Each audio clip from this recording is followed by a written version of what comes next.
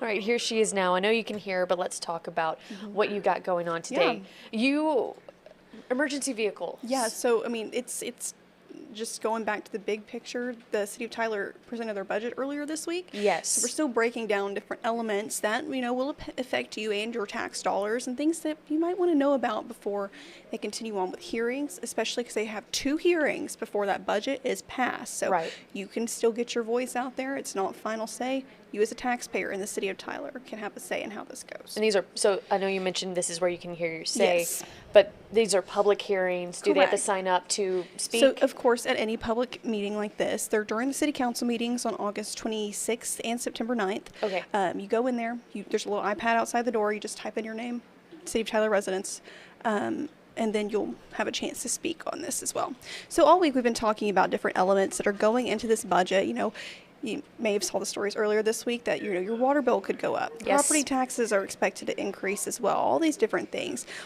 There's a chance for another increase because it ties into the city trying to find some funding to purchase new emergency vehicles for the police department and the fire department. So over the past couple years, the city of Tyler has not been able to purchase any new fire trucks or new police vehicles. The last time they were able to cash fund a emergency vehicle was paying for a new fire engine back in 2024. Now, a fire engine costs about $1 million. And it takes a long time And it to takes make. a long time. So I was talking to the chief this morning about, you bought it in 24. Have y'all, what's the update on it? It's like 2 years ago now. Right. It just now got to the end phase so they can go in there and, make the final changes. Right. That's before it can even come out. So it takes a long time, 42 to 72 months for these big trucks to come out. So let me break down a little information for you guys that was proposed in this budget. So I'm going to read off a little sheet of paper here to make sure I get all this information correct. So bear with me if I'm not making eye contact with you through this camera. I just want to make sure you guys are getting this information. So the city of Tyler is considering taking out what is called a certificate of obligation. So that, commonly also called a CO, it's a type of debt that is authorized under Texas law that will allow a city to finance buying or constructing public infrastructure, buildings, equipment, or other capital improvements. In this case, it's going towards emergency vehicles. So something that you should know as a taxpayer, unlike general obligation bonds that you pass through elections, COs, these certificates of obligations, do not require voter approval. So here's the catch on that though. Okay. They don't require it unless 5% of the city's qualified voters within the time frame submit a petition.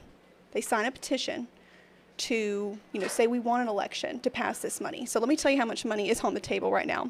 So they're looking to take out $12.3 million in these COs to fund, this is the list for it. For the police department, they're wanting to purchase more SWAT equipment, tactical command posts, SWAT armored vehicles, a SWAT rapid response transport vehicle, a negotiation command vehicle, and a lake patrol boat. That itself, just those 5 vehicles, total about $2.3 million. Okay. So, and then going into the fire department, these are more expensive because Hannah, we were just talking about one fire engine that costs about $1 million. Yeah. So they're looking to purchase 6 new fire engines, $6 million, and 2 ladder trucks. So those are the big engines with the big ladder on top. Those cost $2 million each. So they're looking to put $10 million into the fire department. So let me kind of give a little background before we get into it. So I was able to speak with the city manager this morning, and he kind of explains and breaks down why they're having to turn to this option. And it does go back to, it's hard finding up some money, especially with all the different legislation changes to how property taxes are collected, how much cities can take. It's also, he breaks down that only a certain amount of money, let me back up a little bit. Now I'm getting ahead of myself. The police department's budget right now, I think he ballparked it around $39 million. So the general fund that your property taxes go into that pay for this only brings in about $33 million. So that itself cannot fund these departments, especially have more room to purchase these vehicles. And now going into the fire department, talking about them, they currently have 9 frontline trucks, which are the engines that go out and about, Maybe they've been to your house before. You're the ones you see driving around responding to different fires and emergencies. And then they have 3 in the reserve, so 3 backup in case something happens. Well, something happened to a few of those frontline ones, so they're now down to 1 reserve in the tank. And on top of it, I mentioned they're wanting to purchase 6 new vehicles. Right. That's because 6 of the current engines that they have are past their lifespan. So the oldest one is from 2009. So it's about 18 years ago now. Right. Is that math right? I think I'm basing it on what's my younger brother? 17. Little brother was born in 2009, so that's how I'm ballparking That's how you it. do it. Yes. So the average lifespan for these trucks are 12 to 13 years. Yeah. And once they hit 100,000 miles on top of that age, it's rough. So this truck is well past its lifespan. They have 3 others, or excuse me, they have 6 others, kind of the same shape. They are Right. past their lifespan, then they are past this. And it costs more to upkeep them, and the parts they don't really make anymore. So they're wanting to get this new equipment, but again, $12.3 million is a lot of money. And something else you should know about these certificates of obligations is that as this debt gets paid off, you'll see a property tax increase. So as of 2028, that's when the first property tax increase would happen. So it would impact those to go up to help repay that debt. Now, I will preface, before we go into this interview, that this is outlined in this year's budget. However, budget is expected to be passed on September 9th. That doesn't mean that this is necessarily giving the green light. Council is expected to continue having discussions about these COs afterwards as well. So it's not an immediate thing within the next couple weeks, but it's definitely something to be on your radar, especially since they don't require that voter approval. But if 5% of people sign a petition and get together, 5% of eligible voters, I should say, get together, sign a petition, that can call for an election to take out these bonds. Okay. So we'll hear from the city of Tyler's city manager, Ed Broussard, kind of breaking down a deeper look into the reasons why they're looking to take this out. You got it. Here it is.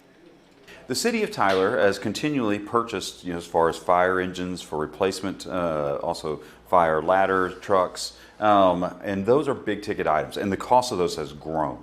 There's only a certain number of manufacturers that make those in the nation, about 3 different manufacturers, and the costs now have grown from, so ultimately a few years ago, of a fire engine being about $600,000 to now being $1 million a piece. And then on your ladder trucks, about $2 million a piece. So that kind of helps put in perspective just the kind of explosion in those cost increases on this major piece of equipment that is needed in order to be able to save lives and save property. On top of that, also some of our police vehicles, not the police cars themselves, those have also grown in value, but that one we're able to kind of cash fund through our budget. But some of the more major pieces of equipment, your SWAT vehicle, your command vehicles involved in some of these major scenes, those are some big ticket items as well that the city has looked at and needs to be able to start replacing some of its fleet for these type of vehicles. So with this all kind of coming down and combining, we're to a point where in previous years, especially when fire engines were at a lower cost, we were able to do sometimes cash fund. We always try as best we can, pay with cash, but sometimes do smaller as far as 5-year type loans that would be able to pay for these fire engines. We're to a point now, just because of how just kind of constrained we are on the ability to, as far as increase our revenue streams through especially our property tax rate and what we can get off of our maintenance and operations side, of having to look at different debt instruments that are going more of a longer term debt. So for example, for the fire engines, where typically we've been able to do those for 5-year loans, now for these $1 million fire engines and $2 million ladder engines, we're going to need to be able to have to go out and look at more of a 10-year, 15-year type of debt instrument to pay for it. And so that's a big change in regards to how we've paid for our public safety equipment from how we've done it in the past. And so that is a conversation that the City Council is having through this budget process. The actual actions that they may take related to this will be later on in the fiscal year, but it is something of which we want to go ahead and begin the conversation with the council on so that they are aware of that as we move through this fiscal year.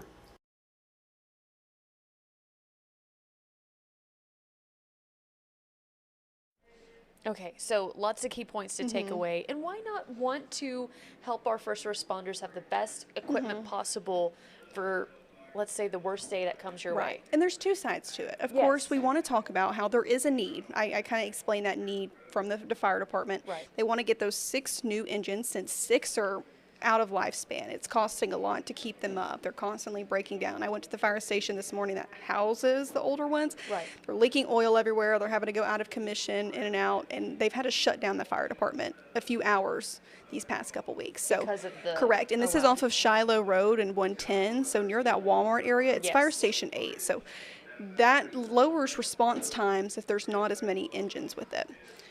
So that's one side of the argument, is making sure our, first responders do have the nice equipment to be able to respond to emergencies quickly. Tyler's a growing city. Yes. There, of course, is crime. We hear about it all the time. There's emergencies as well, medical, and there's fires sometimes as well. But on the other side, you'll be paying more in terms of property taxes. As the city pays this off over the next, he said, 10, 15 years, that's how long it could take. So that's also something to consider for yourself. Now I'll have a bigger breakdown for you on all this. It'll be on KLTV and kcherry.com if you're interested. I'm sure it'll be shared on KCherry, but it'll definitely be on kltv.com for you guys.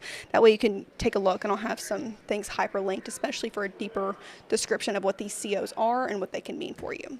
And the last thing I want us to just make sure we're aware of the next 2 meetings. Yes. Okay. So the next city council meeting is going to be on Wednesday, August 26th. That is going to be the first public hearing for this budget. Okay. And then the next one will be Wednesday, September 9th. These are both at 9 a.m. September 9th, at City Hall. There'll be another hearing, and then that's when they're expected to vote on the budget as well. Okay. It's a lot to really kind of unpack Yes. for this budget. Yes, and that's why we're trying to break it down for you guys over, this week, and I'll probably end up doing a little bit more next week because there's so many moving parts and ways that they yes. can impact you. So I want to make sure you guys are aware of this, and like I said, all that information will be online, so you can grab it there. And share it with your family And share it with your friends. family and friends here in Yes. Tyler. Thank you so much, Emma. Of We course. appreciate it. You have a great rest of your You day. too.